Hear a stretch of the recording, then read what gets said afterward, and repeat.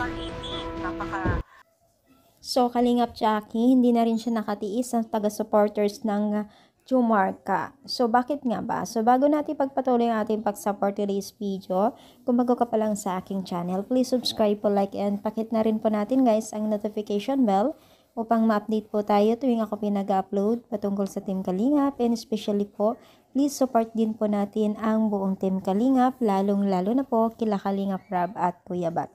So, bakit nga ba itong si Kalingap Jackie ay nanunsyo at talagang minensyon niya ang taga-supporters po ng Team Kalingap ng Jumarca, no?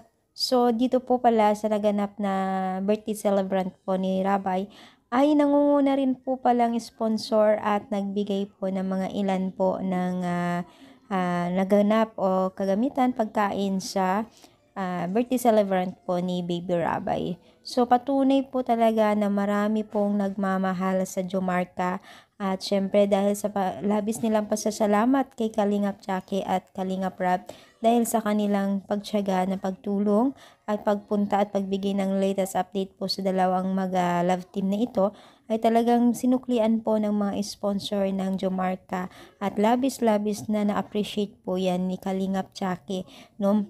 May mga ilan pang sponsor, napakarami din sponsor, no?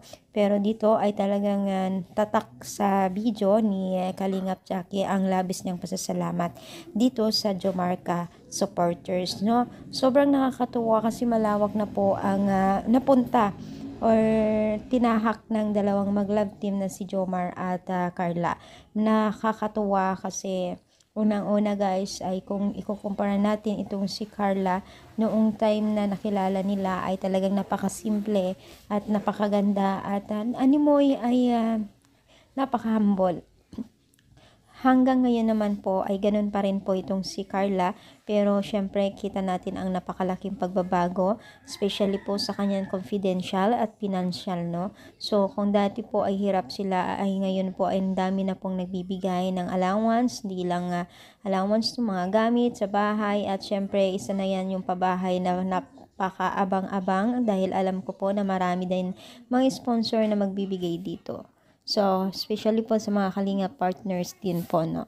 Sobrang nakakatuwa lang kasi tulong-tulong po yung mga Pilipino, ang bawat isa sa mga tahak ng buhay. Especially po sa Team Kalingap na talagang lumalagad din po ang kanilang pamumuhay dahil po nakitaan ni Lord ang kanilang sincere sa pagtulong.